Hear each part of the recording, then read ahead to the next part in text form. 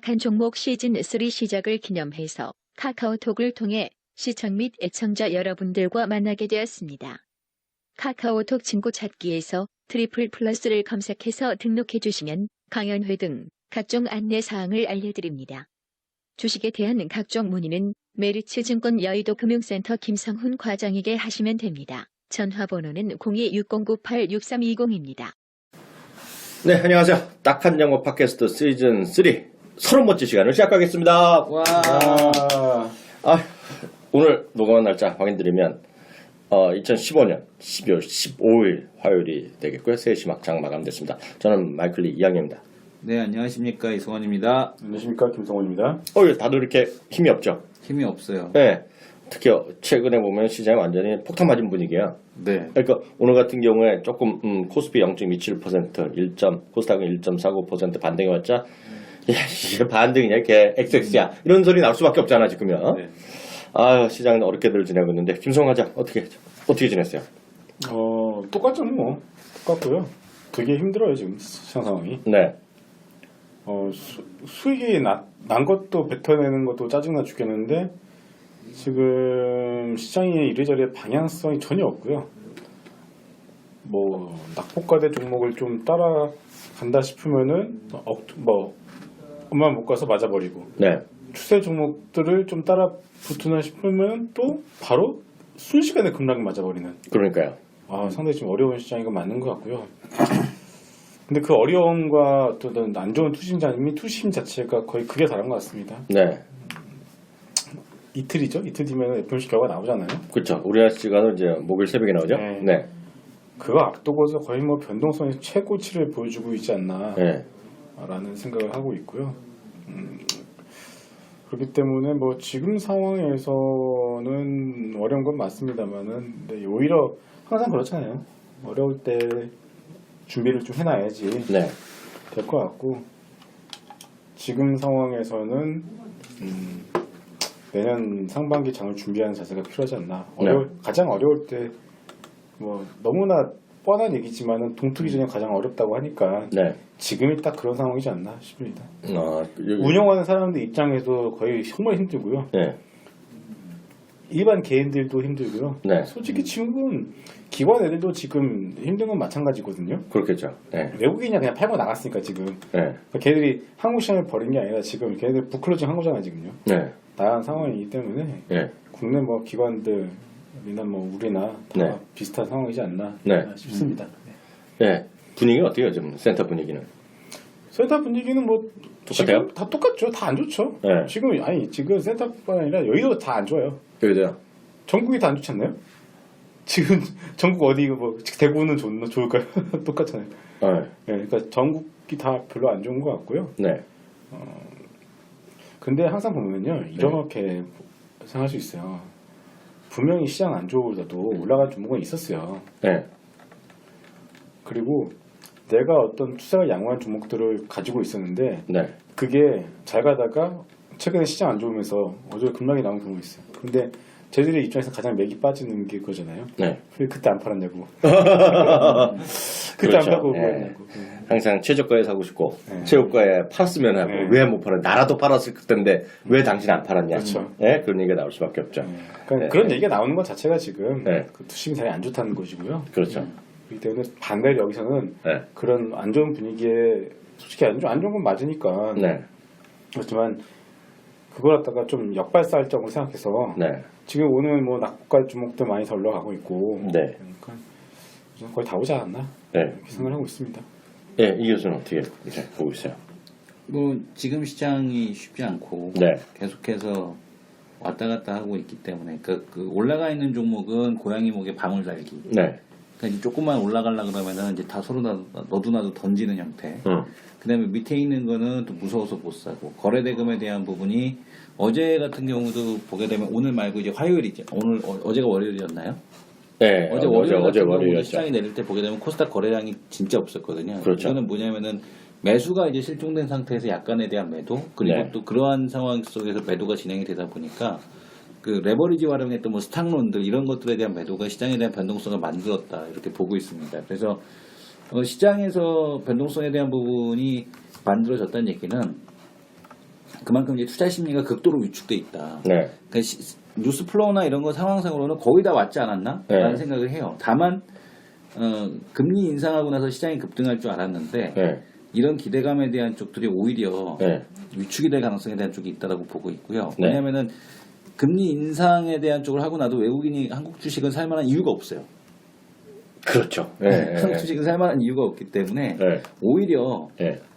중국에서 이 모든 실마리에 대한 쪽을 좀 풀어야 되지 않을까 네. 이렇게 보여집니다. 중국에서 이런 상황을 좀 풀어줘야 되지 않을까. 아, 그러니까 중국에서 뭔가 이제 경기 부양책이 나오던 네. 아니면 환율에 대한 쪽을 꺾어주던 뭐 이런 형태가 나와야지만 네. 가능하다 이렇게 보고 있습니다. 이럴 때마다 항상 우리가 느끼는 게 간접적인 지표를 몇 개 보잖아요. 항상 이제 일상생활에 얘기할 때 방송국 요즘 어때? 한국경제TV 방송국 뭐 이렇게 얘기하려 보면 PD들이 한마디씩 그런 거 없어요. 그런 거 하나도 없어요? 네네. 뭐 하려고 그래도 아이고 뭐 요즘 뭐 아니 그런 거 없어요. 말을 자제해 달라거나 그런 거 없습니다. 조심해다 그런 것도 하나도 없어? 네네. 키움증권 키워드린 그 숫자는 몇 명이나 돼요? 몇 명인지 모르겠어요. 아니 지금은. 그게 한 25명 되는 것 같은데? 네. 그거 애매한 건가? 애매하죠. 그냥. 바닥이 20명? 예. 바닥이 20명 밑으로 내려갔을 때 바닥이고 네. 그거는 이미 작년에 지났고 네. 작년에 지났고 네. 아직은 뭐 지금 애매한 숫자죠. 아직은 참 시장이 저는 계속 이제 녹음 계속하고 방송 나지만 좀 상당히 좀 보수적으로 계속 접근해서 말씀드렸잖아요. 네. 지금 글로벌 환경에 대해서 좀 뭐라 그럴까요? 좀 냉정하게 볼 필요도 있다 얘기하는데 아까 우리 교수 잠깐 얘기했다시피 가장 중요한 것은 뭐 FMC도 FMC지만 지금 더 중요한 건 좀 중국의 효과, 중국의 우려거든요. 근데 저는 이런 생각 갖고 있어요. 우리나라 뉴스들은 계속 제 느끼는 거지만 저만 그렇게 느끼는지 모르겠지만 너무 우리나라 것만 봐요. 그게 뭐 정치적인 것도 마찬가지, 경제적인 마찬가지, 이런 사회적도 마찬가지. 왜냐면 사회 뉴스도 보면 모든 거에 하나에 몰인돼서 봐. 연예인도 하나. 연예인 보면 요즘 보면 연예인이라는 거는 신은경이 한 명밖에 없는 것 같아요. 신은경이 계속 이 시즌 나오잖아요. 네, 그것도 뭐 하루로 끝나지 뭐 하루 이틀로. 아니 하루 이틀인데 보니까 난 내용도 몰라. 하나 본 적도 짜증나서 그런 거. 근데 보면 대한민국 뉴스는 지금 보면 한국에 너무 올인됐다 이거죠. 누가 하나 정치인 한 명 하고 뭐 이런 거 계속하고 나오는데 저는 이런 생각 갖고 있어요. 지금 해외에서 보는 중국의 문제는 상당히 심각해요. 이 부분. 이게 뭐냐면 특히 이제 이게 우리나라 저는 깜짝 놀란 게 금요일날 밤에 중국에서 위안화 바스켓 지수라는 거 발표했잖아요. 네. 그런 거 바꾼 데 대해서라고 중국 인민은행이 홈페이지에 올렸는데 그 냉장에 보시면요. 월요일날 아침 신문까지 있죠. 대한민국 경제신문에서 그 매일경제 정도만 잠깐 그 팩트로 달았고요. 그 영향을 그렇게 집중적으로 다룬 것이 하나도 없어. 머니투데이도 안 달았고요. 한국경제신문도 거의 안 달았어요. 심지어는 그렇게 다루지 않으니까 증권방송도 별로 다루질 않아요. 왜냐면 몰라서 안 할 수도 있죠. 몰라서 안 할 수 있지만 그거보다는 온통 딴 생각에 관심 있는 거예요. 딴 뉴스가 모든 뉴스가 이런 얘기하면 죄송하지만 안철수 신당, 안철수 나오는 거 있잖아요. 일요일날 모든 뉴스는 거기 있는 거죠. 근데 미국 뉴스 많이 보는 사람은 온통 위안화 얘기만 했거든요. 네, 그래서 제가 아침에 월요일 아침 방송하는데 사람들이 뜨야 여기는 거야. 걔네들도 똑같네. 안철수 얘기 안 하고 위안화 얘기만 하고. 아니죠. 제 말은 다 얘기하는데 네. 경제면에서는 얘기를 했다는 얘기죠. 경제면에서. 근데 이게 뭐냐면 이런 거죠. 중국의 위안화 바스켓을 만드는 것 자체가 네. 쉽게 얘기하면 이거예요. 쉽게 얘기하면 달러로 보면 올해 한 3.9% 정도 평가 절하됐지만 13개 바스켓 지수로 계산을 해보면 3% 정도 평가 절상됐다는 거예요. 지금 중국의 주장은. 그렇기 때문에 중국의 주장대로 하면 위안화가 비싸다는 거예요. 그러니까 떨어뜨리겠다는 얘기를 강력하게 하는 거거든요. 그러면 중국에서 위안화가 막 정말 약해지면 진짜 어떻게 되느냐 그러면 이거는 그다음엔 제가 방송에도 얘기하고 이거 뭐 경제학적으로 많이들 거시경제나 이런 거 조금이라도 시험 본 사람들은 다 아는 얘기가 되겠는데요. 중국에서 중국에서 위안화 가치를 떨어뜨리면 중국에서 모든 물건을 수입할 때 수입 물가가 상승하거든요. 그럼 이게 당연히 이런 거 보면 이제 헷갈려 하시는 분들 많아요. 특히 문과에서도 인문계만 전공하시고 이과 하셨던 분 이해가 안 되는데 이런 거는 이해가 안 되면 극단적으로 생각하시면 돼요. 이런 플러스나 마이너스 갖고 영향을 따지면 왜냐하면 대학교에서는 다 그렇게 가르치거든요. 저도 강의할 때 그렇게 가르치고 수입 물가 올라간다면 예를 들어서 휘발유 가격이 우리나라 돈으로 지금 1,000원 하면 리터당 1,000원 하면 네. 1,100원, 1,200원 헷갈리니까 2,000원만 다 생각하시면 돼 그냥. 그렇게 된다는 게 아니라 그렇게 되면 당연히 휘발유 자동차를 탈 사람이 안 타잖아요. 네. 예전에 IMF 때 보면 우리는 길이 뻥뻥 뚫리잖아요. 그렇죠. 네, 완전 그래서 제가 말씀 다시 오해하지만 그렇게 된다는 게 아니라 그렇게 생각하시면 되는 거예요. 그럼 당연히 원자재 수요가 감소하고 원자재 수요다면 원자재를 만드는 그런 그 나라의 가치가 좀 더 떨어지는 거예요. 그 나라가 안 좋아지니. 그러니까 당연히 호주나 브라질 같은 화폐 가치가 떨어질 수밖에 없어요. 그런 게 당연히 나오는 거야. 되겠고요. 거기에 뭐 캐나다도 거기 있고 많은 원자재가 그 나라를 만든 나라가 어려워지는 거고요. 또 하나가 이제 더 심각한 건 우리나라는 어떤 분이 그러잖아요. 우리나라는 쥐뿔 뭐 좋아져요 그래요. 그래 어떤 분이 이러는 거죠. 우리나라 원자재를 수입하니까 좋아질 수 있다는 거죠. 좋아질 수 뭐 그렇게 뭐 그렇게 얘기할 수 있어요. 있죠. 안 된다는 게 아니라. 근데 보시면 우리나라 중국과 이제 경쟁적 중국의 그런 평가들은 어떤 위험을 미치냐면 중국에 대한 경제 의존도가 높거나 수출 의존도가 높거나 아니면 수출이 경업 관계 있는 나라들 있잖아요. 그런 나라들은 가만히 있으면 위안화 떨어뜨리는데 우리나라 물건을 사가는데 이런 거죠. 우리나라 사가는데 예전에 예를 들어서 뭐 핸드폰 하나 사가는데 예를 들면 핸드폰 사가는데 만 원, 150만 원에 사갈 거를 자기네 사려니까 자기네 입장에서 60만 위안, 70만 위안을 줘야 된다는 거예요. 예를 들면. 그러니까 당연히 우리나라 물건 덜 사가겠죠? 그렇잖아요. 또 마찬가지 수출, 중국이랑 경합 관계 있단 말이에요. 중국 물건은 자기네가 위안을 평가 들어서 싸게 만드는데 우리나라 똑같이 가면 중국 물건은 지금 100달러 하던 거가 90달러에 파는 거고 우리는 100달러 하면 중국 물건에 대한 수요가 늘어나잖아요. 그러니까 그런 나라들은 자기네 나라의 화폐 가치를 떨어뜨리려고 노력을 할 수밖에 없어요. 그게 대표적인 나라가 그런 경합 관계 있거나 수출 의존도 높은 나라가 전 세계에서 딱 두 나라가 있다는 거예요. 거기서. 그게 어디겠어요? 한국이랑 대만이거든요. 근데 한국의 대만은 이머징 마크의 또 죄송스럽지만 대표적인 국가거든요. 그러니까 그런 나라에 대한 화폐 가치가 떨어질 수 있다는 주장을 하는 거죠. 예. 근데 이런 것도 일련의 흐름을 다 외국에서는 다 분석하고 다 하는데 우리나라에서 별로 다루질 않고 있어요. 이런 부분을. 그리고 왜냐하면 딱 느낀 거가 지금 깜짝 놀랐어요. 이게 금요일 날 왔잖아요. 저는 뭐 언론사는 다 그런 얘기 안 했을 수도 있어요. 조금만 잘 모르니까. 근데 제가 깜짝 놀란 거가 월요일 날 오전까지야. 이거 반박하는 사람 있을 수도 있다고 보는데요. 대한민국 증권사 어디도 그런 레포트 쓴 적이 없어요. 시황에 이런 줄이 팩트 자체로만 나온 데 있어요. 그거 중국에 관한 얘기 이런 얘기를 했지만 이렇게 분석한 애들이 없어요. 그 뭐냐면 안이하게 보고 있다는 거예요 지금 이 부분을.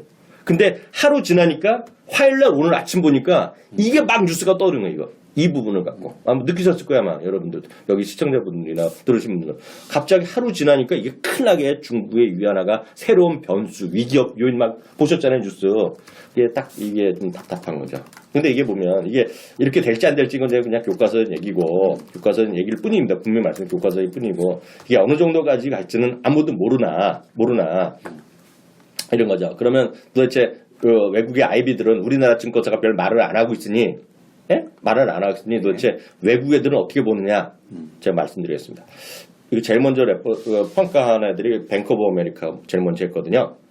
제가 6.5 정도 오늘 끝나네요. 오늘 기준을 했고 6.5 위안 정도가 지금 거래가 되는 것 같은데 달러당이요. 내년 말까지입니다. 그러니까 앞으로 12개월 후까지 가서 뱅크 오브 아메리카는 메릴린치는 위안화 가치가 8% 정도 추가 하락. 그래서 6.9 위안이 갈 거라는 얘기를 하고 있어요. 뱅크 오브 아메리카입니다. 근데 이 다이와는 더 심하게 얘기하고 있어요. 다이와 증권은 14% 추가 하락인데요. 14% 이것도 내년 말도 아니라 2015년 중반까지라는 표현을 쓰고 있어요. 7.50 위안 간다는 거가 되겠고요. 골드만삭스는 아예 뭔 소리냐? 별반 영향 없을 것이다. 지금보다 조금이다 그래갖고 6.60 위안. 그러니까 지금은 조금 올라 지금보다 0.5% 뭐 1% 5 정도밖에 안 하는 거죠. 그래서 이런 얘기 다양한 얘기가 있는데 여하튼 이런 것들이 만약 이게 현실화됐을 경우 대한민국의 입장에서 보면 대한민국에 예를 들어서 누가 부총리건 대한민국의 한국은행은 대한민국의 재벌이다. 그럼 어떻게 하겠어요? 김성환 장이 어떻게 대응하달라고 그랬어? 아니면 어떻게 로비를 하겠어? 글쎄요. 삼성전자 사장이건 현대자동차 회장, 현대자동차 경영진이야. 그럼 어떻게 해달라고 정부한테 압력을 넣겠어? 원화 약세 해달라고 그렇죠. 도와달라고 하겠죠. 원화 약세 해달라고 그럴 거 아니에요. 그걸 이제는 받아주냐고 이제. 아니, 그 모르죠. 받아줄 수 있건 없건 간에 그렇게 얘기할 거 아니에요. 저는 재벌이나 이런 쪽은 그렇게 얘기할 거 아니에요. 그렇게 요구할 거 아니에요. 사회적 추세가 그럴 수도 있고.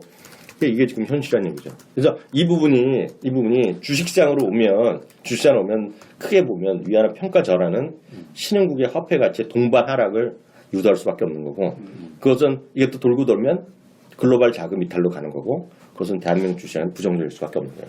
이 부분이. 근데 이 부분을 증권회사는 알면서 안 했는지 일부러 안이하게 안 했는지 모르겠으나 월요일날에 얘기한 적이 없어요. 중요한 건. 그렇죠. 네. 오늘 되니까 다들 떠드니까 어저께 떨어지니까 큰일 났다고. 이제 와. 네. 근데 이거는 제가 다시 말씀드리면 이게 된다는 게 아니라 논리적으로는 이게 맞다는 거죠. 네. 근데 이게 언제라도 바뀔 수 있는데 지금 제가 말씀드린 건 다시 말씀 이건 경제학 시험 보면 이런 거 나오는 거거든요. 거시 경제 보면 딱 두 분은 이제 공대 시행되는 시험을 안 보셨을 텐데 딱 이렇게 나오면 플러스 마이너스 딱 시험 봐요 이걸 갖고. 네. 근데 이거는 이제 이렇게 될지 안 될지 아무도 모르죠. 그런데 이거 반론도 있어요. 중국 이렇게만 해놓고 예전에 한 번 안 한 적도 있다. 네, 그런 게 있기 때문에 그렇게 우려할 수는 없지만 지금 보면 위안화의 약세에 대한 우려감은 생각보다 크다. 그건 내가 분명히 말씀드렸어요. 그러니까 우리나라 생각하는 것보다는 크게들 보고 있다. 해외 뉴스. 네, 그것까지는 맞는 것 같고요. 네, 너 그렇게 시장 어려운 거 갖고 지난번 예고했다시피 이거는 뭐 이렇게 FOMC 지나고 나서 어떻게 될지는 뭐 우리가 지난주에 충분히 얘기했잖아요. 네. 어떻게 될 것 같다. 그런 기대감, 희망 많은 얘기했으니까 그게 뭐 될 것 같고요. 바로 종목 얘기로 들어가죠. 지난주에 했던 대로 딱 한 종목씩. 듣보. 네, 듣보 특집. 듣보하시죠. 네, 듣보해 주십시오. 네, 김성호 자 듣보. 뭐 지금 컨닝하는 것 같은 느낌이 확 드는데? 왜냐면 듣보니까. 네, 듣보니까. 듣보는 컨닝을 해야 돼요. 네. 딱 하나입니다. 딱 하나. 엑셈. 엑셈. 맥심은 들어봤어요? 엑셈 205100. 엑셈? 예. 야, 이거 조금 또 대박이네. 엑셈. 엑셈이라고 진짜 있네? 네, 있어요. 신규 상장도 스펙으로 아니야, 신규 상품 무슨, 신규 상품. 스펙으로 들어온 거예요. 그래서 이렇게 네. 바뀌는 거야? 네. 205100. 예. 얘기해 주세요. 일단은 전 여전히 중소형주에서 제 내년에도 대형주가 듣보가 될 리가 없지. 대형전 다 아니까 듣보는 아니지, 그지? 중소형주에서 답을 찾아야 된다라고 보고 있어요. 단적으로 제가 자꾸 이제 그 예를 들어서 그러는데 두산 인프라코 이제 슬슬 이제 인터넷 커뮤니티에서요. 이제 이게 자기가 얘기하던 거? 예. 5,000명 중에 1,700명 집어한다는 거? 예. 인터넷 커뮤니티에서 이제 그런 글들이 올라와요. 저 29살인데 벌써 명퇴했어요. 그러니까 그런 얘기 들어와요. 사람이 미래라며 씨발. 네. 사람이 미래라고 광고하고 네, 두산이? 입사한 지 1년 만에 잘라 씨발. 그래갖고 대신에 사람들이 그래갖고 여자들을 많이 뽑잖아. 점원으로 면세점에서 이 사람아. 긍정적으로 생각해. 젠장. 시프트 했을 뿐이지. 그러니까 결국 그 면세장 가서 공작 대형사들 젠장. 갑자기 생각 나 욕하면 안 되는데. 나 이러면 욕하는 방도 안 돼, 이제. 네. 대형사들은 이제는 생존의 문제 있는 것 같아요. 네. 그렇다면 굳이 거기 가서 힘들게 버틴 필요는 없다고 보여지고 저희가 말하는 대형사는 결국은 시크릿 업종이겠죠. 네. 그런 거는 조금 그렇고요. 그래서 여전히 중소형주 쪽에서 가서 차라리 2배, 3배를 먹을 수 있는 그런 종목들을 찾는 게 훨씬 낫다라고 보여지고 있고요. 네. 무슨 회사인지 좀 자세히 좀 얘기해 줘. 완전 듣보자 했네, 이거.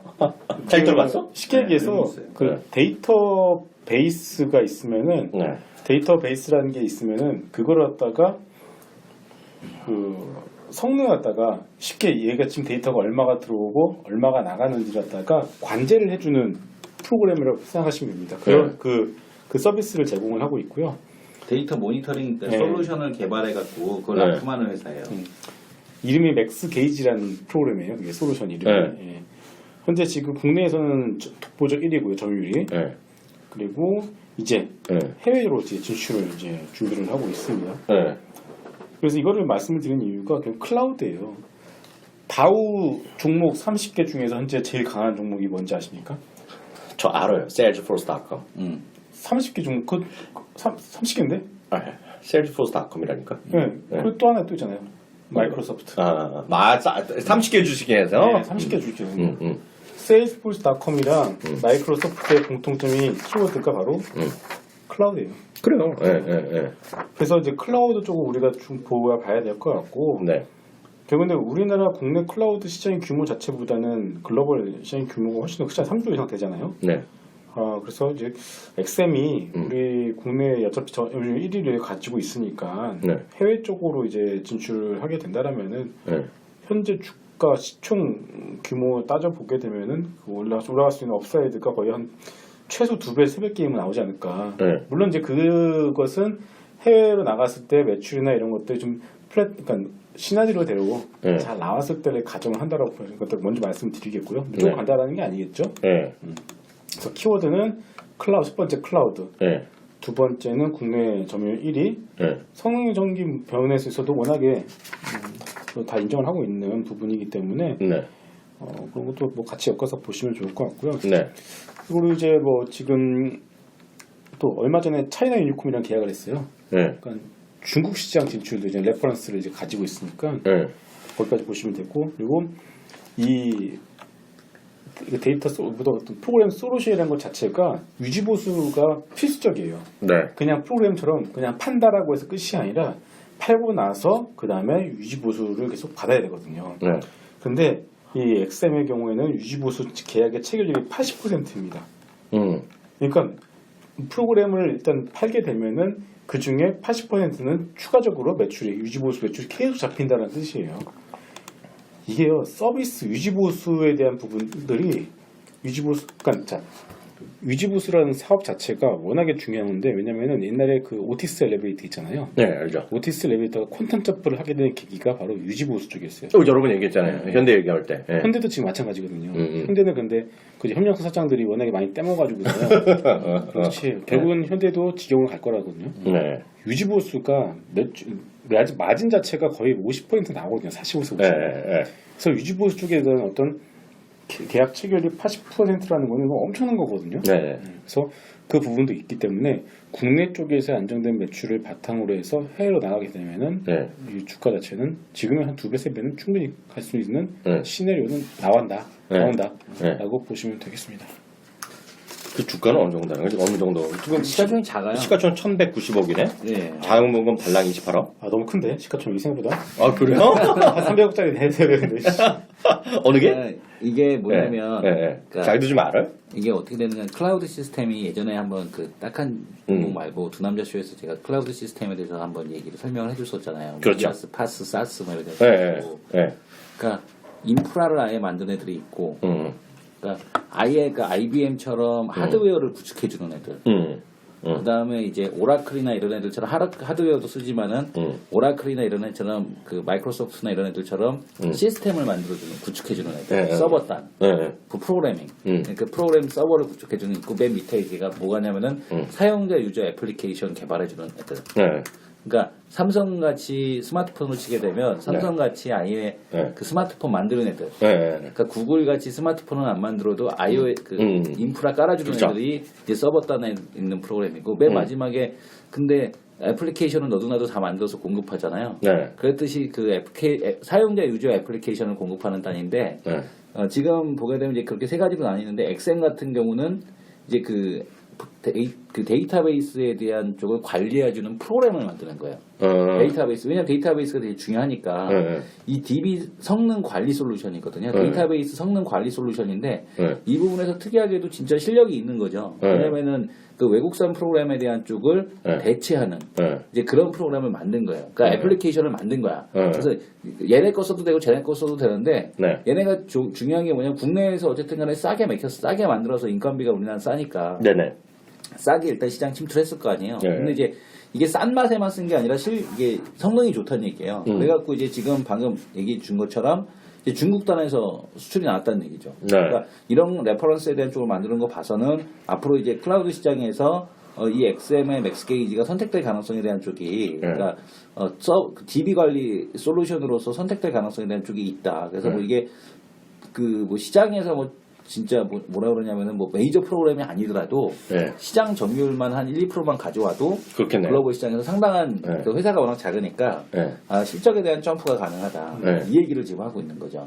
네. 그래서 할 때는 실적의 그 성능 그 뭐라 그럴까 그 실력도 있는 회사고 네. 그 밑에 보게 되면은 나름대로 회사 인수를 작은 회사들을 많이 했어요. 현재소프트부터 시작을 해갖고 네. 작은 회사들 뭐 11억짜리 몇 억짜리 왜냐면 이 사람밖에 없으니까 네. 소프트웨어 개발 회사들이 그러니까. 실적 안 나는 애들은 그냥 인수해버리는 거예요, 얘네들이. 실력은 있다라고 판단이 되니까. 야, 형이 밥 줄게. 밥 사줄게, 그런 이거네. 거죠. 그런 밥 사줄게, 네. 그래서 엑센 같은 경우는 만약에 그 가능성 있는 네. 그런 쪽 중에 하나다 이렇게 보고 있는 거죠. 느낌은 약간 오는데? 네. 근데 어떻게 발견해냈대, 저거?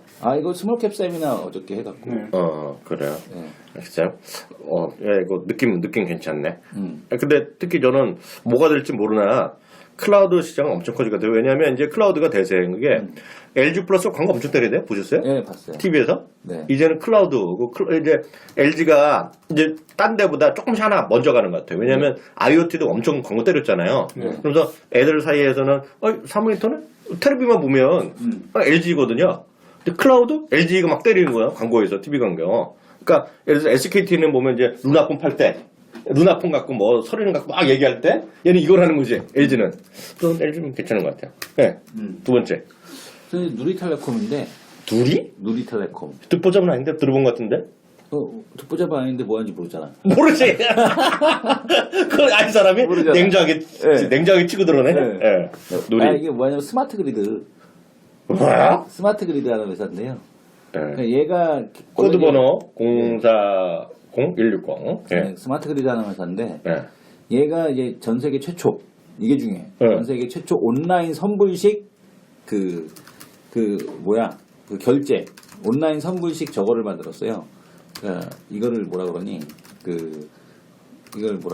AMI가 뭐냐면 AMI가 네. 저건데. 나한테 자꾸 물어보지 마, 이교수. 난 처음 들었는데 나한테 물어보면 어떡해? 예. 이게 원격 검침. 스마트 그래서. 그 뭐냐면 저거예요. 그러니까 얘가 전력을 얼마 썼지? 네. 이 전기 사용량이 얼마나 되지? 네. 이거를 이제 온라인상에서 검침하는 거예요. 그러니까 쉽게 얘기하면 우리나라 수도관 가스도 뺏어 쓰고 몰래 훔쳐 쓰고 개새끼들 있지. 기름도 뺏어 쓰고 전기도 몰래 뺏어 쓰거든. 꼬리 치는 애들 많지. 꼬리 치는 애들 많잖아요. 네. 그러니까 근데 이게 그 신흥국일수록 이런 그 도전이나 아니면 뭐 이렇게 정유 뺏어 쓰고 하는 것들이 심하잖아요. 그렇죠. 그렇잖아요. 맞아요. 대충 전기선 이렇게 따와갖고 그냥 예전에 우리 때 어렸을 때는 그랬어. 네. 옆집 있는 거 같이 쓰자 그러고. 같이 쓰자 그러고. 돈 대충 그 같이 내자 이런 거잖아. 네. 그러니까 기본료 하나 죽지. 네. 나라 입장에서 그런 거 아니에요. 그런 시스템이잖아요. 그러니까 근데 이러다 보니까 이게 그 정확하게 전력을 생산하더라도 어디서 뭐 이렇게 뿌려 쓰게 되면은 답이 안 나오는 거예요. 근데 이제 이걸 갖다가 얘네들이 검침한 원격 검침 시스템을 만들었는데 물론 얘네만 쓰는 건 아니죠. 근데 이제 얘네들이 하는 건 뭐냐면 아예 선불식. 그러니까 그동안에는 우리가 전기 요금하면은 쓴 만큼 낸다 이거잖아요. 그게 아니야. 충전해갖고 우리가 티머니 충전해서 쓰듯이 교통카드 충전해서 쓰듯이 내가 전기 사용 카드를 충전해갖고 쓰고 그만큼 전기를 갖다 쓰는 거야. 그 카드 꼽으면. 이거 학생 월세 주고 있는 애들, 하숙방 엄마들이 이런 거 하겠네, 이제. 그렇죠. 근데 이제 우리나라. 그런 거잖아, 지금. 네, 그런 시스템을 만들었어요. 근데 이게 뭐냐면. 우리나라에서 그렇게 한다는 거야? 아니요. 우리나라에서 하는 게 아니고, 가나, 남아공, 이라크의 선불식 시스템을 수주를 받았어. 그래갖고 얘네가. 말은 되지. 네, 말은 수주를 돼. 받았어. 그래서 이게 뭐냐, 남아공하고 그러니까 이라크에 대한 쪽이 2015년 초에 받았고, 가나가 2013년에 받았거든요. 그래서 이거에 대한 실적에 대한 부분이 지금 보게 되면 이것이 이제 본격적으로 이게 잡힐 시점에 대한 쪽이 됐다라는 얘기를 하고 있는 거고요. 이 검침 시스템에 대한 쪽이 남아공과 인도, 이라크 사업이 2016년도에 본격적으로 이제 실적으로 더해질 거라고 보고 있습니다. 근데 재밌는 거는 뭐냐면 얘네가 재밌는 게 뭐냐면 가나예요. 가나가 그러니까 지금 그리고 이제 야 이거 뭐 가나 뭐 이라크 이집트 이런 데다 하는 게 뭐 되겠어? 이렇게 생각하시죠. 나 그만 하려고 그랬지, 진짜. 그만. 웬 가나야. MBC 때도 아니고. 규모는 안 큰데 노르웨이에 이제 입찰 들어간다고 합니다 내년에. 노르웨이는 얘기가 좀 다르지. 노르웨이에 들어가면 얘기가 달라지잖아. 그렇지. 선진국이잖아. 그래서 노르웨이는 다르다. 노르웨이에 입찰이 들어가게 돼서 레퍼런스가 생기게 되면 일단은 기술력에 대한 부분을 인정을 받는다라는 걸 볼 수 있을 것 같고요. 또 하나는 뭐냐면은 얘네가 아주 재밌는 건데 이 가나에 대해서 지금 사업을 진행을 해주고 있는데 이게 가나 프로젝트는 돈이 되는 건 아닌데 이거를 뭘 하냐면은 얘네가 지돈주에 갖고 해요. 누가? 그 스마트폰에서 까는 거. 지네가 깔아줘. 그리고 전기세 13%를 먹어가. 이거네. 1년 안에 BEP 돌파. 나머지 4년 동안 안인열에서 돈 버는 거죠. 우리나라에서 저기 고속도로 까는 거랑 똑같네. 똑같은 민간 거. 사업자. 민간 사업자하고 맥쿼리 인프라. 맥쿼리 인프라잖아. 똑같은 거지. 그러니까 이게 지금 보게 되면은 올해는 이제 실적이 안 잡혀요.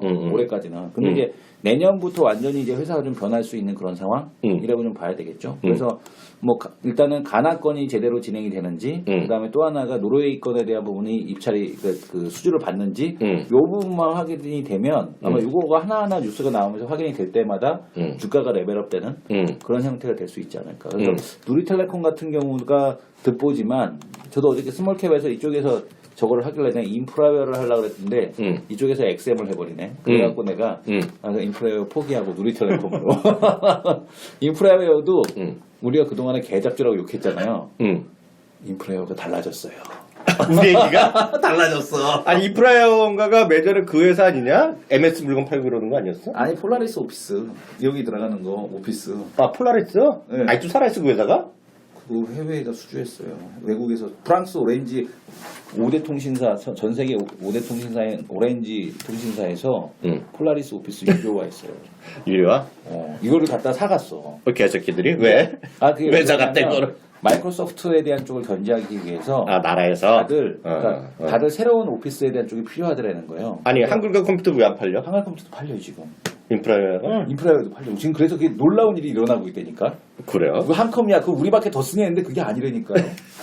외국에서 쓴다니까. 어디서 쓰는지 알지? 어디? 저 우리나라 한글 수출한다 그랬더니 좋아하는 얘기 해줄까? 어디 인도네시아 어디서? 아니야. 어디? 킹소프트. 레이준이 대주주로 있는 킹소프트에서 한글과 컴퓨터 이거를 갖다가 인수한대? 아니요. 그걸 갖다가 얘네하고 계약 체결했어요. 지금. 그래갖고 딴 데 갖다 또 팔기로? 어디가 있냐면 외국 기업이에요. 그것도 외국 기업에서 했어. 그것도. 그래서 한컴하고 인프라웨어가 완전히 달라지고 있어요, 회사가. 야, 한컴이 재밌어요, 정말 이거. 한컴은 그럼 27만 6천 원. 지금 가격으로 보면 27만 6천 원이거든요. 2000년에 다시 갈래나? 네. 아니 생각을 하고 대답해. 아니 왜냐면은 아니 이게 그 1999년 그때 IF 때 닷컴 버블 때 지금 현재 가격 기준으로 보면 한국화 컴퓨터가 2000년 1월 4일 날 27만 6,212원이거든. 네네. 다시 갈까? 갈 수도 있지. 갈까? 그렇죠. 10배 한다고? 10배 갈 수. 15배? 왜 못 가? 주식이 미치면 한번 가는 거지. 그 거품이든 아직. 이거 한국화 컴퓨터는 내가 보기에 네. 그 쌍팔년대 새로운 기술을 아주 갖고 있다가 집에 간 사람들 아직도 천장에 붙여놓은 사람 많을걸? 그렇죠. 네. 도배지로 쓰고 했지. 네, 그때 정말 내가 아직도 기억나는데 2000년 이때인데 내가 이게 15번, 20번인가 상한가를 가는 걸 봤거든요. 야, 근데 이게 상한가 10방짜리 한번 먹었었는데. 아무 이유도 없는 게 그때 딱 이거였어. 처음에 이게 다 예전에 체크 단말기가 있었던 시절인데 체크 단말기에 한 줄 떴어. 한 줄. 그 당시에 베어링 어디서 매수 레포트 나왔다. 그 다음부터 15번이 나왔어요. 매수 리포트 나왔다는 건 맞네. 뭐 뉴스 하나만 슬쩍 나와갖고. 그게 하여튼 대박이었던 건데. 다시, 그 다음에 주인이 한 3번 바뀌었죠, 이게. 네, 이제라도. 한글과 컴퓨터 같은 경우도. 잘 가면 좋죠. 내용에 대한 쪽을 보게 되면. 이게 뭐냐면은. 한컴 같은 경우도 지금 보게 되면은 그 회사를 하나 인수했거든요. 벨기에에 있는 회사 PDF 솔루션 회사 하나 인수했고요. 네. 그 다음에 지금 보게 되면은 얘가 그 한글 컴퓨터가 어디다 또 납품? 킹소프트 말고 또 딴 데다 납품했는데. 지금 보게 되면은 킹소프트만 하면 중국 회사에다가 뭐 들어가는 게 뭐 대단하냐라고 볼 수 있는데. 죽으면 대단하지. 왜냐면 오피스를 갖다 MS를 안 쓰겠다니 미국 애들 거 안 쓰거든요, 걔네들이. 그래서 이제 아마 이 흐름에 대한 쪽이 계속해서 좀 나타나지 않을까. 그동안은 우리나라 정부가 한글 수출하고 그런데 그동안의 노력이 MB 정부 때도 꾸준했던 한글 수출의 노력이 가시장 성과를 이루는 박수 한번 쳐야겠네. 아르헨티나 회사 SI 업체 피버코프에다가 클라우드 서비스 솔루션, 그러니까 오피스 솔루션을 하는 거고 러시아, 인도, 중남미 이쪽에 들어가는 거죠. 근데 이제 안타깝게도 한글 컴퓨터가 그 누리텔레콤처럼 노르웨이 이런 데 못 들어간 거지. 그게 조금 아쉽긴 하지만 그래도 특이한 거는 해외에서 지금 수요가 발생하고 있다는 거죠. 그러니까 해외 수요가 그동안에 없었잖아요. 네, 없었죠. 근데 해외 수요가 나온다라는 게 인프라웨어도 그렇고 한국화 컴퓨터도 그렇고 이게 다른 흐름이라는 거죠. 그 핵심이 그거잖아요. 마이크로소프트 견제하는 거. 네, 견제하는 거. 그것 때문에 반 MS 정서 때문에 된다는 거죠. 좋은 거죠. 하여튼 대한민국 한글의 승리라고 봐야겠네. 그러니까 나도 그동안에 한컴하고 인프라웨어 저 병신들 맨날 이렇게 깠는데 이제 아니야. 이제 다르게 봤어. 아니, 그래서 내가 그거 내가 하려고 했는데 보니까- 얘가 XM에서 나는 저거 내가 하는 보니까 누리. 경험으로 보니까 네. 잘 됐을 경우에 앞으로 그게 잘 되면 지금 15년 12월이죠. 네. 나의 그동안을 보니까 2017년 5월쯤에 내가 뜬금없이 인프라가 된다고 얘기할 건데 그런 느낌 오지? 그런 느낌이야. 지금 전혀 그게 안 들어거든 나는. 하여튼 이게 우리나라도 한글 수출한다고 MB 정부 때문에 난리 친 적 있잖아요. 그 인도네시아에 어디 한글 글씨 없는 나라에 네. 가고 우리나라 한글 수출한다고 사람들 많이 보내고 때가 어느 때인데 요즘 온라인으로 다 그 교육하면 되는데 사람 직접 가서 하고 그래서 많이 뽑았잖아요. 그래서 그 1년 반인가 어느 순간 다 철수했더라고 그게.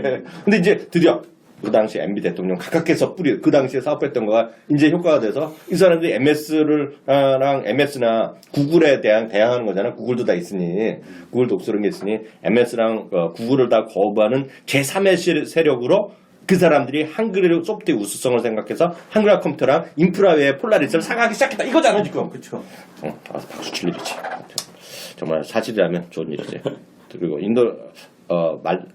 하여튼 그렇게 되면 정말 좋은 일이죠. 아프리카도 다 써야 되고, 아프리카 써야 되고, 수많은 소수민족, 한글도 없는 사람들한테 문자도 나눠주고 얼마나 좋은 일이죠. 하여튼 오늘 하여튼 즐거운 주식이 많이 나왔는데, 네. 다 클라우드예요, 클라우드. 그냥 클라우드는 내가 보기엔 대박 날 거예요. 대박 날 거. 참고적으로 지금 전 세계에서 가장 잘 올라가는 중에 하나가 세일즈포스닷컴이 10년째 올라가고 있어요. 그렇죠. 근데 그게 내년에 특히 더 많이 올라갈 거라는 얘기 많이 하기 때문에 관심 갖고 오셔야 될 것 같고요. 저는 그 부분에 대해서 확신을 갖고 있어요. 클라우드 시장은 미국이 요새 미국에서 그 애들 맥북 있잖아요. 맥북이 덜 팔리는 것 중에 가장 큰 이유가 크롬 때문에 크롬북 때문에 안 팔리거든요. 근데 크롬북이란 게 하드 없어도 다 클라우드를 기본으로 깔고 가는 거잖아요. 그걸 애들이 고등학생 학기 때만 나네. 그래서 그 액티브엑스, 그래서 공인인증서 가지고 액티브엑스 기본 없이 그냥 웹에서 돌리는 거로 지금 내년 봄부터 이제 시행한다고 다들 그러거든요. 다 됐거든요. 그렇게 되면 이제 꼭 그것 때문에 지금 MS 기반을 많이 쓰던 것들이 많이 이제 크롬으로 많이 그냥 OS 상에서 막 돌게 웹상에서 돌게 많이 들어오면 그런데다가 이게 미국에서도 세일즈포스닷컴이라는 거가 아마 클라우드 관심 있는 분을 아셔야 되는 게 왜 애들 기업체에서부터 클라우드를 쓰냐면 결국 보안 때문에 그러는 거거든요. 네, 그래서 그 보안이 그게 그래도 뚫리면 다 뚫리겠지. 그죠? 영화 보면 다 뚫리잖아. 그래도 회사 측에서 보면 여기 컴퓨터에서 자체 컴퓨터에다가 하드에다 못 신게 하는 게 그런 논리거든요. 그래서 클라우드는 전체적으로 이게 컨트롤이 내가 가능한지 안 한지는 모르겠어. 해킹 다 되겠지. 그러다 하여튼 그렇기 때문에 좀 보셔야 될 것 같고요. 저는 이 주식을 말한 지는 한 3, 4년 전에 제가 글 쓸 때 한 번 쓰고 말을 한 적은 없어. 진짜 나로서는 듣보잡이야. 근데 3, 4년 전에 내가 머니께 쓸 때도 그때 내가 솔직히 모르는 상태로 썼어. 종목만 듣고 이게 이런 겁니다 하고 썼는데 지금 이게 될 것 같아요. 근데 나는 그래도 점잖아서 시가총액 3,400억짜리. 3,400억짜리. 이게 규모가 있는 회사로 좀 말씀드릴 텐데 나는 저거를 관심 있어요. 제가 뭐요? 코드 번호 불러드리면 100-120 100-120 뷰웍스. 뷰웍스? 네. 이거 형님 얘기 안 했어요? 난 안 했지. 바텍은 내가 가끔 얘기했지. 자기 동생 다니서. 안 했어. 이 방송에서 한 번도 안 했어. 한 번도 안 했어. 안 했어. 진짜 안 했어. 여기서 한 번도 안 했어. 뷰웍스는 코드 내가 자료 찾아본 게 태어나서 어저께 처음 찾아봤는데. 3년 전에 찾아봤죠. 이게 왜냐면 이게 의료 정밀 쪽인데 이게 저는 왜 그러냐면 시장이랑 상관없이 내년도에도 화두가 되는 것은 결국 글로벌 어떤 헬스케어 시장에다 오고 있고요. 이게 보면 출신은 제가 얘기하는 예전에 정확한 건 모르겠는데 예전에 했는데 이게 삼성 출신일 겁니다. 이게. 네. 오너 네, 삼성 출신으로 제가 기억하기에 했는데 듣고가 아니잖아 나한테. 얘기했잖아. 왜 자꾸 조건을 얻어다 주게 하는 건데 이게 보면 그 메디칼 용품 이제 많이 하잖아요. 엑스레이 연구고 디지털 이미징 처리하는 거잖아요. 거기다 이제 산업용까지 많이 나가요. 산업용. 근데 보면 엑스레이 하는 건데 쉽게 얘기하면 이거죠. 이게 이게 요즘도 이제 외국인들 좀 꾸준히 사고 있는 건데 이게 다 해외 시장 및 또 하나 이제 국내 시장도 마찬가지인데 이게 보면 우리나라 이제 의료 선진화법은 이런 통과가 아직 안 되고 있는데 또 언제라도 통과될지 모르겠는데 그것만 되면 완전 또 대박 날 수 있는 건데 지금 일단은 외국인들 의료 그 원격 진료까지 다 되어 있잖아요. 근데 보세요. 요즘 보면 예전에 이 교수가 앞서서 병원에서 국내에서 엑스레이 찍잖아요. 엑스레이 찍으면 엑스레이 찍고 예? 조금 이따 갖고 와서 이렇게 필름에 갖고 와서 이거 보여드리고 선생님이 하잖아요. 네네. 요즘 그런 데 봤어? 못 봤어요. 요즘은 아프지 않았겠지. 네. 근데 요즘은 그냥 디지털화 되거든. 어. 바로 찍으면 바로 조금 이따 자기 컴퓨터 화면에서. 화면에서 보던데, 다들. 근데 그렇죠. 네. 근데 고가는 회사인데 이게 핵심이야. 지금 다들 그렇게 알았는데 아직도 아날로그식이 80%래. 그래서 디텍터 만든다는 거 아니에요. 그 아날로그 시그널을 디지털 신호로 바꿔주는 디텍터. 그런 거지. 그 시장도 있지. 근데 이게 지금 80%거든, 80%. 네네. 네, 근데 그래갖고 이게 다 바뀌어야지. 그래서 이 시장이 그래서 엑스레이 시스템의 디지털화에 따른 중장기의 최고의 수혜주다라는 생각을 갖고 있고요. 이게 이것만 하면 재미가 없잖아. 이것에서 이제 산업용까지 가는 건데 산업용에 보면 어드밴스드 하이스피드 CCD 카메라. 여기서 행동뿐만 아니라 라인 카메라가 또 형식 있나 봐요. 근데 또 디테일은 없잖니 거기. 근데 여기까지 되면 시장이 상당히 큰 변화가 있는 것이고 특히 이제 얘네가 뭐냐 사람의 인체를 다루는 정말 핵심적인 그 기술력을 갖고 있을 거 아닙니까? 근데 앞으로 모든 거 핵심은 저는 카메라에 대한 인식이거든. 그리고 디지털을 잘해야지 되는 거는 자기가 더 잘하잖아. 어? 네. 그래서 저는 비옥스가 상당히 좀 가능성이 있다라는 생각 갖고 있고요. 다른 두 분은 그냥 허무맹랑하기보다 이제 그런 재료만 갖고 얘기를 하시잖아. 두 분은. 근데 저는 냉정히 보면 증권사에 좀 수치를 갖고 좀 말씀드리겠는데요. 외형이 있잖아요. 네. 외형이 꾸준하게 늘어나요. 그래서 작년 대비 올해 지금 이 회사가 3분기에 흔히 얘기해서 실적 서프라이즈를 했거든요.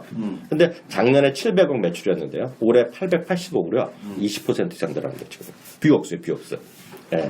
잘하죠. 저 친구 또 어떻게 잘하나? 뷰역스 알죠? 알아? 뷰역스는 다 알죠. 뷰옥스를 갖다가 나만 쭉 보자졌어? 뷰역스를 제가 한경에서 응. 3달 전부터 얘기했었어요. 아 그래? 네. 네. 근데 요즘 쉬고 있잖아. 근데 아쉬운 점은 뷰옥스가 의료기기 섹터에서는 제일 꼴찌예요. 아 그러니까. 제일 못 가요. 근데 지금 늦게 가고 있잖아. 늦게 가고 있는데 이게 이제 본격적으로 갈 거라는 얘기고 내 생각이 그렇다는 얘기죠. 2017년에 또 다시 이 회사가 매출이 또 다시 한 20%가 또 늘어나요. 제가 말한 거는 그 어디 IPK 투자증권 자료고요. 그 2017년까지 계속 15% 20% 꾸준하고요. 이익단도 보면 한 30%씩 늘어나네. 작년에 130억, 올해 170억. 예. 그 EPS가 작년에 1,000원에서 2017년까지 보면 한 2,500원까지. EPS가 2배 정도 늘어났거든요. 그래서 저는 이게 하여튼 주력 제품이고 이게 더 중요한 건 글로벌 시장의 성장성을 지금 보면 의료기기를 따라올 때가 별로 없어요. 우리가 아는 전통적인 산업 중에서는. 그런데다가 이게 가장 핵심적인 얘기가 결국 디지털 이미징 쪽으로 하는 거기 때문에 이게 전 앞으로 쓰임새가 많을 것 같은 생각이 들고 이런 거가 말씀드리면 사람들이 말하기가 편해요. 이런 것들이. 사람들이 이런 시장, 어려운 시장에서 근데 약간의 이제 운이 있다 그러면 이제 이 정책이 맞고 틀건 간에 정부의 의지대로 여기다가 이제 올해 말에 뭐 민영화법이 통과될지 안 될지 모르겠으나 내년도에 또 다시 해갖고 쉽진 않은데 또 국회에서 임시국회 열려갖고 마지막이라도 한번 해야 된다. 현실성 없으나 해야 된다 그러면서 의료 선진화법이 통과되고 그러면 이건 난리 날 거예요. 그래서 이게 하여튼 빨리빨리 바꿔야 된다. 그래서 이게 이렇게 됐고 우리나라뿐만 아니라 지금 새롭게 생기는 병원들 그리고 중국의 수많은 병원들 앞으로 이게 해외 얘기는 별로 없어요 이게요. 별로 없는데 그런 쪽으로 가면 당연히 그런 쪽으로 많이 가겠죠 앞으로. 그래서 이게 시장 자체에 성장성이 있다. 그리고 지금 기존사는 아까 둘이 얘기한 대로 아날로그의 80% 카메라를 그 센서를 디지털로 바꿔야 된다며요. 그렇죠. 그래서 빨리빨리 바꿔야지. 그래서 그리고 여기 보면 자료를 보면 신산업인 이거 산업용 TDI 카메라를 얘기하네. 정확히 난 뭔지 모르겠어요. 타임 딜레이드 인스펙션 카메라인데 10월부터 고객사로 초도 납품이 시작됐대. 초도 납품이 시작돼서 수치가 나온다는 얘기가 있고요. 그래서 경쟁사 대비 근데 맞아 이게 뭐냐면 잠깐 갑자기 생각나는데 이게 그 LCD 하는 거 있잖아요. LCD 있고 조폐공사 이런 데 있잖아요. 거기 검사 장비라네. 근데 이게 전때까지 절대적으로 그 외국사 수입이었대요. 그래갖고 이게 수입을 다변할 요구가 많았었는데 이제 초도 물량이 들어가기 시작했대네. 근데 이게 커질 것 같다는 얘기가 IPK 투자증권에서 얘기하는 거예요. 그래서 내년도에 이쪽에서 레벨업이 될 수 있다. 물론 아직까지 외형에 크게 도움은 안 되겠으나 이런 것들이 모멘텀으로 잡히는 거가 아니겠느냐. 그래서 저는 비옥스가 저로서는 듣보자. 두 분한테 죄송하지만 씨발. 네, 나로서는 듣보자 맞죠. 기승전 씨발. 아 그건 그렇고 나 이제 씨발 이거 지워야 되는데. 씨발은 안 지워져요. 안 지웠죠? 내가 지워야지. 이거 찾아가 지워야지. 내가 녹음해갖고 응. 녹음해갖고 다 넣어야지. 아니 만들어라. 그거를 해갖고 씨발. 씨발자를 하나 만들어서 2학년 씨발 열천. 아 근데 일단 공부하면 자기도 봐봐. 12월 23일 날 어? KBS 연예인이야. 여유만만이라고 네. 아침 프로 9시 40분. 자기가 어떻게 알아? 여기만 들어봤죠. 보지는 않더라도. 왜요? 자 지금 텔레비전 켜놓고 봐봐. 왜요? 내가 나오잖아. 아 그래요? 어저께 녹화했잖아. 어. 이 사람들이 어떻게 알아보고 나를. 연예인이야. 응. 내 소속사 대표야. 내가 아까 녹화할 때 이거 전화 왔잖아. 전화 하나 왔잖아. 네. 내가 딱 보고 안 받잖아. 네. 어? 내가 이걸 잘 안 받는데 엊그저께 지난주 목요일 날인가? 갑자기 전화가 오는 거야 지하철에서. 그래서 받을까 말까 했는데 갑자기 느낌이 생겨서 받았거든. 그랬더니 실례지만 이양용 교수님 핸드폰? 그러니까 KBS 여유만만 팀이라고. 네. 어? 뭐 특집한다고. 그래서 어저께 녹화하고 왔잖아. 그래서 23일 날. 뭐 내용이 뭔데요? 내용은 내가 그 전날까지 몰랐지. 네. 근데 대충 들었는데 정확히 몰랐는데 트렌드 신조 이런 거 있잖아. 트렌드 신조 그래갖고 소비에 관련된 거. 2015년에 어떤 일이 있었나 그런 거. 그래갖고 다 주워 들은 거 다 어디서 들었겠어. 소비생활. 김정은 과장이 우리 그 내 아는 절친한 후배 한 명이 카드를 쓰는 맨날 1,000원부터 10,000원까지 20,000원까지 전부 다 80%가 편의점 매출이더라. 저도 데리고 와야죠. 그러면 녹화자에. 어? 저 사람이라고. 저 사람이라고. 근데 내가 왜 그러냐면 욕하는 걸 다 없애야 되겠더라고. 어저께 녹화하는데 녹화 막 시작하기 전에 스튜디오에서 공길 같은 데인데 어떤 연세가 있으신 분 있잖아. 희끗희끗한 분이 갑자기 날 나를 오는 게 아니라 우리 무대로 딱 올라오시는 거 그랬더니 옆에 있는 그 이정민 아나운서 엄청 예쁘더라고. 조용구랑 이런 친구 있잖아. 그런 애들이 갑자기 감독님 막 이러시는 거야 이사라는 거야. 근데 갑자기 나한테 오는 거야 이 양말. 진짜로 있었던 일이야. 그랬더니 갑자기 이양영 교수님 방송 잘 보고 있다는 거야. 주식하시는 분 지금. 그러니까 주식까지는 모르지 아침 방송 보고 있다는 거야. 그래서 내가 뭐라 했어. 저한테 또 속고 계시는 또 한 분 계시네요. 그랬는데, 이런 욕하면 안 되지. 갑자기 어떻게 일이 풀리면 어떡하냐? 자기도 마찬가지야. 난 뭐 옆에서 욕할 때 자기도 떠들었고 자기도 욕했잖아. 상관없어요. 자기 같이 안 나가려고? 나가야지. 나가서 형님이 시켜서 했다 그래야지. 형님이 시켜서 했다 그래야지. 하여튼 오늘 이렇게 해서 듣보잡 3인방 특집을 했고요. 다음 주 한번 마지막으로 한 번 더. 여유만만. 다음 주에는 여유만만 특집으로. 여유만만 앞에 녹화 부분 넣고. 알았습니다. 오늘 여기까지 하겠습니다. 감사합니다. 감사합니다.